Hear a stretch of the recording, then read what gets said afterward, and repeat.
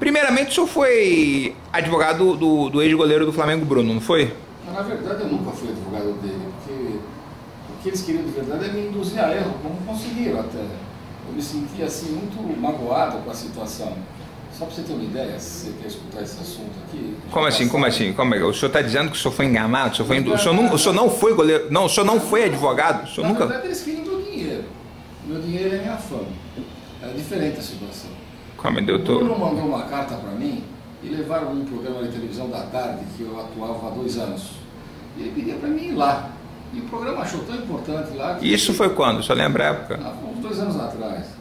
Ele mandou me chamar lá e foi a emissora inteira para conversar com ele. Não sei como é que eles conseguiram essa deixa lá do presídio. Em Minas? Em Minas, é. Aí chegando lá, estava ele e o Macarrão. Mas eles contaram uma versão assim tão triste, tão... batia tudo que eles falavam, achei estranho. Eles contavam que não tinha crime nenhum, que ela tinha ido embora, que por sinal ela tinha pego um dinheiro e pegado um táxi e subido. E juraram que eles estavam dizendo a verdade, que eles eram inocentes. Alegaram que eles não tinham matado, que ela tinha... E eu tenho uma dúvida, eu sou muito pesquisador lá. Eu vi que a casa do Bola não foi o local que mataram a Samudio. Estava na cara que faltava... Bola, quem é o Bola? O Bola é o assassino da Samudio. Mas como é que o senhor pode alegar que o Bola é o assassino da Samudio? Em base em quê? Por causa do depoimento do Jailson e de todas as provas que dizem. Mas naquela época, naquele momento lá, na análise que eu fiz do processo, eu vi que não tinha prova suficiente para uma condenação. E eu apresentei para ele e falei, olha, se você quiser, eu impleto um habeas corpus no Tribunal de Justiça daqui, ele tenha sido já pronunciado, tá tudo, eu entendo que isso aqui é tudo nulo, a gente pode colocar você para fora para discutir esse processo de liberdade. Ou desistir do recurso de apelação, recurso de distrito, e a gente já vai direto para o júri, porque não tem prova, você vai ser absolvido aqui. O senhor acreditava na absolvição dele? Sem dúvida, naquele momento. Mas o que eu achei gozado foi o seguinte, eu saindo de lá, eu dei um pulo lá na casa do Bola, para dar uma olhada, o que diziam do cachorro que comia gente, aquelas coisas todas. E eu notei que os cachorros, de verdade, eram muito bonzinhos, eram velhos, não tinha condição de comer nada. Ou seja, os cachorros que supostamente teriam devorado a Elísia... Eles comiam ração mesmo, não comiam comida assim. eram muito bons e mansos. E tinha um cachorro que fotografava, uma revista que fotografou, parecia um leão lá. Ela estava mais para gato, ele passava a mão na cabeça, aí levantava as pernas, fazia festa, velhinho, tadinho. Eu vi que não foi lá, não tinha condição nenhuma. Mas eu achei estranho, porque nesse momento aparece o advogado que tomava conta do caso, até ele foi falado que ele estava ligado com um problema de drogas. Doutor Quaresma, se não me engano. Isso, doutor Quaresma, ele apareceu... Teve até um vídeo, apareceu um vídeo ele usando crack. Aí chega o doutor Quaresma lá junto com a esposa dele e me chama. Me tiraram do meio da gravação, porque eu estava mostrando que ele... E nisso a emissora estava acompanhando o senhor? Estava acompanhando. E ela está chovendo, terrível. Ele falou para mim, ó, preciso falar com você num lugar assim. Eu falei, bom, vamos lá. Fui eu, meu filho, que também é estudante de Direito, já se formou. Foi a mulher dele e eu. E ele falou que queria comer um lugar mais caro que tivesse. Eu falei, então vamos para o hotel que eu estou, lá no Ouro. Sentamos lá, ele pediu lá um bacalhau, ele queria a comida mais cara, achei estranho o papo dele. Mas aí ele olhou pra mim, ele e a esposa lá, e falaram assim, o negócio é o seguinte, Carbone, eu só vou passar o Bruno pra você, se você pagar. Não entendi, só vou? Passar o Bruno pra você, se você pagar. Então ele estava oferecendo o caso do Bruno pro senhor? Você tem nome, você tem estrutura, e eu sei que isso daí pra você é um investimento.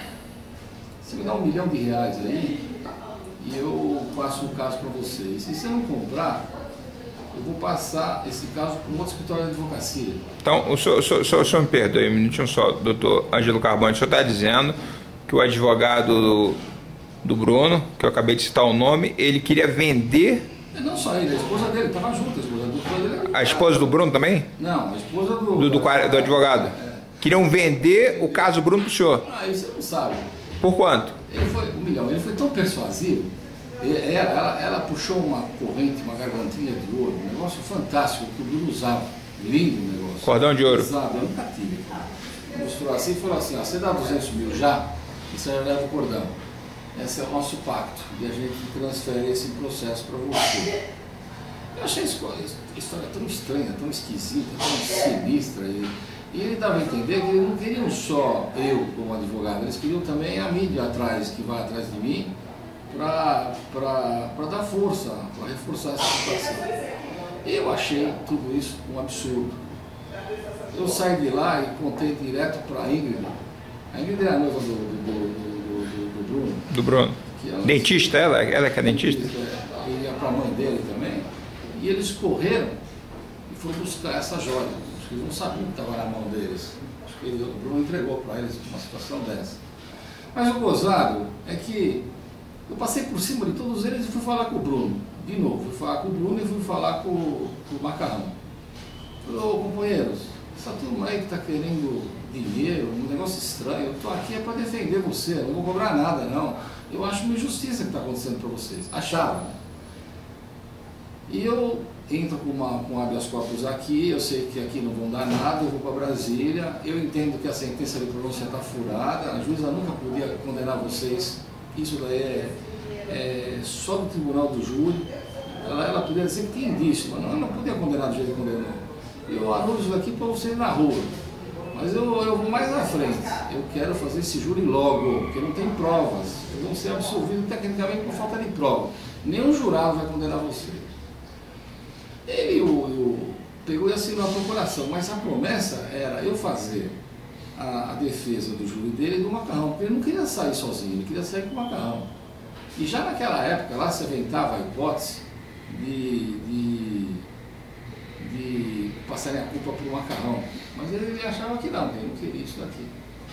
E o que eu fiz? Eu saí de lá com toda a minha equipe de advogados, são 10 advogados, mais 5 estagiários, fizemos uma pesquisa, levantamos tudo, entramos com habeas corpus lá no Tribunal de Justiça de Minas Gerais, lá de Belo Horizonte, para ele, e eu fui para a Europa. E eu estava levando uma representação nos direitos humanos de Haia, objetivando trazer o caso Bruno para o mundo, mostrando que ele estava preso além do devido, e que tinha outros crimes muito mais sérios que nem o dele, que as pessoas estavam respondendo em liberdade. E que ele foi preso, se apresentou espontaneamente, que ele tinha endereço certo, tinha trabalho, que era um absurdo manter ele preso. Ele tinha como responder liberdade com milhões de outros que têm crimes muito mais sérios que ele responder. E quando eu estava, acho que na França, me telefonou o Daledônia. O Daledônia era o advogado dele também, dizendo que eu estava destituído e deu a entender que eu era advogado trabalhista, que não entendia nada disso, que não sei o que. Ele não era gostoso. Aí eu fiquei muito chateado com essa situação toda. E eu falei para ele, olha companheiro, vocês já ferraram esse rapaz lá no Rio de Janeiro. Tanto que isso é verdade que a pena dele foi diminuída agora. E eles vão acabar com ele aqui no Tribunal de Justiça aqui em Minas Gerais. Vocês vão fritar esse sujeito. E eu fiquei muito abalado com essa situação. Mas eu desconhecia de verdade o porquê desse 1 milhão que eles queriam me tomar, né? Então, na verdade, eles queriam vender o caso goleiro Bruno para o senhor pagarem 1 milhão para assumir a causa. Exato. E com a mídia por trás, eles achavam que o senhor ia ter uma projeção e ia arrumar futuros clientes. Mas na verdade, não, que futuros clientes nada, eles achavam que, eles davam a entender para mim que eu tinha condição de absorver o sujeito lá. Mas se o senhor tem condições de absorver o sujeito, não seria o certo ele pagar 1 milhão para o senhor, não o senhor pagar 1 milhão para ele? Não paguei coisa nenhuma, provavelmente. Mas por que eles queriam esse 1 milhão do senhor? A resposta está aí. Você lembra depois que logo em seguida um advogado disse que tinha, por 1 milhão, 1,5 milhão, ele tinha um agravo lá, uma liminar, um habeas corpus que ele ia conseguir um determinado juiz. Uma juíza que foi até afastada, salvo engano. Então eu senti, de verdade, que eles queriam pegar 1 milhão. E eles falaram na cara, se você não comprar, outro vai comprar. E querendo dizer que eles... É tipo assim, no caso o outro vai comprar, que outro advogado está querendo mídia. Falaram uma série de nomes de advogados lá de Minas Gerais. Que queriam aparecer na mídia. Exato. E estariam dispostos a pagar 1 milhão para aparecer como advogado do goleiro Bruno. Vai saber se não tem. E o que eu notei naquela época, que é que praticamente eu não fiz defesa nenhuma para ele. O que eu de verdade eu fiz, na verdade, foi um habeas corpus muito bem feito, que tinha toda a condição de ganhar e ele cessou. Aí veio lá esse Daledoni com outro advogado e impediram, desistiram do recurso aqui em São Paulo. Desistiram desse HC? Lá em Belo Horizonte, sem... Olha, o HC é um direito... Ah, o senhor entrou com o HC e eles desistiram? Desistiram, temendo que aquilo fosse dado provimento. Aí eu fui para Brasília, levei o caso em Brasília, contei tudo o que estava acontecendo, dizendo que o rapaz estava preso indevidamente e indiretamente culpando essa equipe de advogados, que impediam que eu pudesse exercer o direito do habeas corpus e defendê-lo e pôr na rua. Eu não estou entendendo, assim, tá difícil de entender. O senhor está querendo dizer que os advogados, sei lá, eles queriam manter o Bruno preso, porque o Bruno preso geraria o quê? Receita? Era uma... Eu não tenho dúvida, O Bruno solto não ia render dinheiro, o Bruno preso... É aquela história do passarinho da gaiola paga, né? E o passarinho da fora da gaiola não paga. E o pior de tudo, vocês não acreditam, lá em Brasília eu consegui pedir informações antes da liminada, antes de tudo eles foram lá com uma petição do Bruno e eles desistiram. Quer dizer, ele desistiu de um direito, de uma prerrogativa de poder ser solto. Não dá para entender. Mas deixa eu falar uma coisa, doutor Ângelo, o senhor está fazendo aqui algumas revelações. O senhor não tem medo de se complicar perante a Ordem dos Advogados do Brasil, já que o senhor... Eu nunca fui advogado, fui induzido a eu. O senhor nunca foi advogado do goleiro Bruno? Eu simplesmente fiz um habeas corpus que qualquer um pode fazer. Não precisa nem procuração para fazer habeas corpus. Na verdade, o senhor estava achando que o senhor estava sendo advogado, na verdade... Eu acreditava que era advogado, mas esse $1 milhão para dar para esse advogado... Até então não tinha caído a ficha. Exatamente, não tinha caído. Só caiu a ficha quando deu aquele problema todo, né? Então eu vi que eu estranhei. Agora você vê, eu estou aqui em São Paulo, trabalhando em busca da defesa da mulher e da criança necessitada, tentando ensinar a mulherada a não apanhar do marido, se apanhar, pegar e meter um processo crime nele, para amanhã ela não acabar morrendo, para como ela fazer dinheiro. Aí chega um sujeito lá, manda me chamar lá e está me gozando. Na verdade ele não queria passar procuração para mim, ele queria R$1 milhão. E é evidente que o Bruno, o Macarrão, estava tudo na panela. Eles ofereciam lá, choravam as pitangas, ia lá para o outro que sempre continua advogado. Olha, naquela época ele já tinha sido distribuído do processo esse advogado aí. Quantos advogados o goleiro viu? Ele teve vários, né? Vários. O pior é que você não sabe, aquilo tudo lá é coordenado por um só. Isso que é ruim a situação. Como assim coordenado por um só? O advogado do Bruno é o mesmo do Macarrão, é o mesmo do Bola, é uma turminha que se reveza. Por exemplo, esse rapaz que você falou, esse advogado que saiu vai de problema de droga, agora ele está defendendo o Bola. Ele não foi suspenso pela OAB? Mas por um certo período, né? Depois ele se reabilitou. E eu acho que é o direito dele de trabalhar também. Claro. E ele fez um tratamento lá e parece que ele melhorou. Eu vi ele magro um dia desse aí. Mas na verdade o que eu noto é que tem uma cabeça só e uma administração em cima disso daqui. Agora dá tristeza de ver. Na opinião dos seus advogados estão trabalhando então contra o goleiro Bruno, não estão trabalhando para soltar? Sem dúvida. Eu, se fosse juiz, eu declarava que eles não têm defesa, eles estão indefesos. Essa turma. Eles estão querendo vender o goleiro, estão querendo ganhar dinheiro em cima do goleiro Bruno. Tem uma série de situações estranhas. Quando eu peguei o processo lá, que eu imaginei que ia ser advogado de verdade, eu já fui para cima lá do Rio de Janeiro, do clube, do Flamengo, porque, poxa, mandaram o Bruno embora por justa causa, né? E por justa causa, numa época que não podiam mandar embora. Chegou a presidente do clube lá e mandou o cara embora. Isso era uma ação que dava uma fortuna. Por que até hoje nenhum advogado entrou com uma ação contra esse clube? O Flamengo. O risco da prescrição. Não existe? Não tem. Nenhum advogado entrou com processo trabalhista, porque é 2 anos a prescrição. Mas nunca nenhum advogado entrou? Não vi nada, não vi dinheiro. Por quê? É estranho. Agora, esse nem da Rocinha aí, essa turma toda que eles falam... Agora o senhor chegou num assunto interessante. Semana passada, somente semana passada, do dia 16 e 17 de outubro, a imprensa noticiou que o goleiro Bruno teria amizade, né, com o traficante Ney. Né? Eu até li ali alguns sites notícias, até um site, salvo engano, disse que o goleiro Bruno e o Macarrão iriam para a favela da Rocinha, esse site disse, para consumir drogas, maconha, cocaína, etc. No programa que eu atuava, depois chegou, acho, uma carta ou um telefonema de uma senhora, estava desesperada. Ela era a esposa do Jailson. Quem é Jailson? É um colega de cela do Bola. O Jailson é um colega de cela do Bola. Ele está uma pena muito grande para cumprir, assim, mais de 30 e poucos anos. Ele não tem nada a ver com o caso do goleiro Bruno. Não tem nada a ver com o caso do Bruno. E é gozado, esse preso ele é um preso exemplar, ou seja, dentro do cumprimento da pena dele, ele cumpre com regularidade, aquelas coisas todas, e ele já tinha até prazo para ir para o semiaberto, ele já cumpriu mais de 13 anos no fechado. E liga a mulher dele desesperada, e ela conta que ele escutou uma história, uma conversa do Bola, e depois que ele levou isso para a polícia, ele estava sendo perseguido e estava com medo de morrer. E, olha, vou deixar claro para vocês, quando eu cheguei lá, ele já tinha feito esse depoimento. O senhor me mostrou ali um depoimento do ano passado, bombástica, onde eu não me recordo ali, mas esse tal de Jailson diz que o Bola teria conjunto com o traficante NEM, que é amigo do goleiro Bruno, matar. Como é que é essa história? Como é que foi esse depoimento, o senhor lembra? É muito grande, só para vocês terem uma ideia, tem milhões de... Mas se você recorda mais ou menos o que o Jailson disse? Clareza. Então, para ele contar aquilo lá, é como se ele estivesse presente, estivesse vendo. Contar o quê? Ele contou tudo, desde o início do procedimento, desde quando eles trouxeram a Samudio para Belo Horizonte, eles saíram do Rio, passaram por São Paulo, e nessa passagem aqui, aquele rapaz, que agora é maior de idade, que era o primo dele... Que morreu. Não, outro. Esse rapaz que cumpriu pena socioeducativa lá na cadeia de Belo Horizonte. É um meio primo lá do Bruno, é um menor de idade. Teve um que foi assassinado. Esse é o outro. O delator que foi assassinado, né?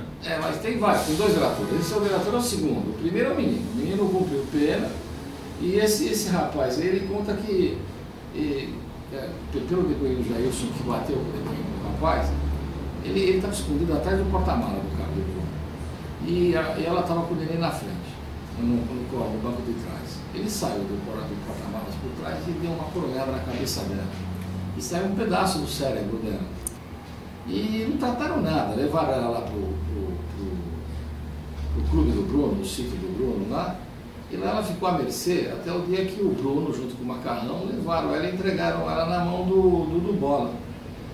E o Bola, juntamente com outro elemento, que é um policial civil lá, que eu não entendo como é que está solto, eles pegaram a moça e ela disse para eles, olha, não me bata mais, eu estou cansado de apanhar. Não esquenta não, porque você vai morrer. E o Bruno arrancou do colo o filho dela, porque ela é uma mãe... Então o Bruno sabia que ela ia morrer? Ela entregou para a morte. E ela arrancou o filho do colo dela, aí o Bola enforcou ela junto com esse outro elemento. E ele conta com muitos detalhes, conta depois que ela foi por micro-ondas. E até tem uma história lá na polícia, na cadeia, que fala que só quando o peixe fala, porque eles cremaram ela, destruíram os ossos, martelado, e pegaram esses ossos e esse pó. Naquele micro-ondas, pneu e etc. Jogaram na água, só o peixe comeu, né? Então só se o peixe falar é que vai acontecer. Mas o que a gente nota de verdade... E a história do depoimento da parte que ele fala sobre um plano, junto com o traficante NEM, que era amigo do goleiro Bruno, para matar uma juíza? O que conta o Jailson lá é que ele investia lá no tráfico, o Bola. Aliás, o Bola, o Bruno. O Bruno ia onde? Na Rocinha? No traficante NEM? Lá no Rio.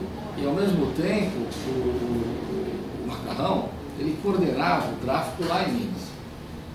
Então eles têm uma participação ativa, tanto que eles impõem o terrorismo até hoje lá.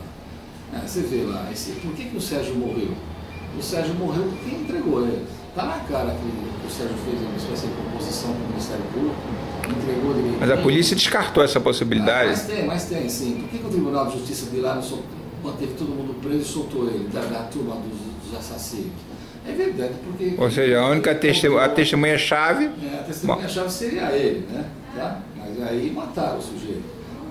Outro estranho também de se estranhar, esse rapaz aí, o primo dele que... Deixa eu dar bem onda para o senhor, doutor Carbani. O senhor não tem medo que atentem contra a vida do senhor, se isso for divulgado e etc? Tomei um tiro no meu carro, fez um rombo desse tamanho assim, meu carro é blindado. Olha, depois que eu vi aquela bala lá que dá bem na minha cabeça, você acha que eu vou ter medo? E outra coisa, o que vai acontecer, vai acontecer mesmo. O chato de tudo, eu liguei para a juíza de Minas Gerais na sexta-feira, falei com o assessor dela, falei assim para ele, olha companheiro, o rapaz lá, o Jailson, está morrendo de medo. Já abriram as portas da cadeia para ele fechado, mandaram ele fugir. Tudo isso porque ele prestou um depoimento bombástico contra... Já bateram nele, já puseram a bomba na cabeça dele. Para ele mudar, para mudar o depoimento. Estou falando isso para várias instituições criminais, para o juiz de lá, para o Tribunal de Justiça daí. Agora, tudo e essa perseguição contra esse Jailson, desde quando ele falou sobre o goleiro Bruno. Agora, negaram o semiaberto para ele deixar ele sair na rua. Um negócio estranho que está acontecendo aí. Agora eu quero saber o seguinte. Por que eles querem? O senhor acha que querem que ele fuja? Ah, não quer. Tem gente lá que não quer que ele preste o depoimento. Olha só, já morreu o Sérgio. Esse Jailson passou a ser testemunha no processo do goleiro Bruno? Ele é testemunha. Agora ele virou testemunha. Eu perguntei para a juíza. Esse Jailson não tinha nada a ver com o caso do goleiro Bruno, mas por ter tido conhecimento de certos fatos na penitenciária, passou a ser testemunha. E ele fala que ele faz isso porque ele diz que ele não participou do crime que ele pegou 30 e tantos anos, no latrocínio. Ele fala que ele aceita a penalidade corporal dele, mas ele quer se integrar na sociedade e ele se declara inocente. Ele fala até que o crime que ele praticou lá, ele estava preso na Bahia, era impossível. E que acreditaram esses crimes nas costas dele. Mas, na verdade, o que a gente nota é que ele quer mostrar para a sociedade que ele é um homem de bem e que ele quer se integrar, a ponto de ele contar tudo o que aconteceu. E olha, é tranquilo, pensa só. O Bola era um policial e era da pesada. Todo mundo sabia que ele está cheio de processo crime que ele está respondendo lá de julho. Lá na região, os vizinhos falam que o cara era linha dura. É matador. Agora, pensa numa situação dessa.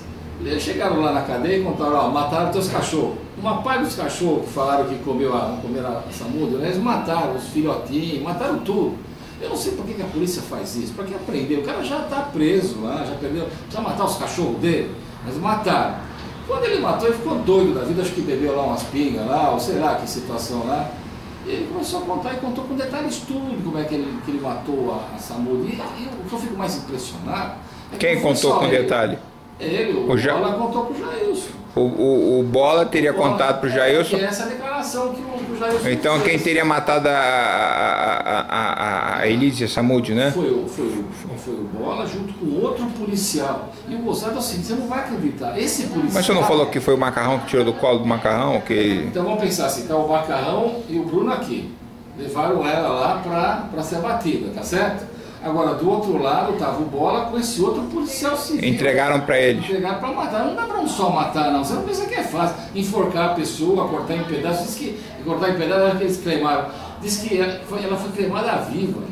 Não tinha morrido direito.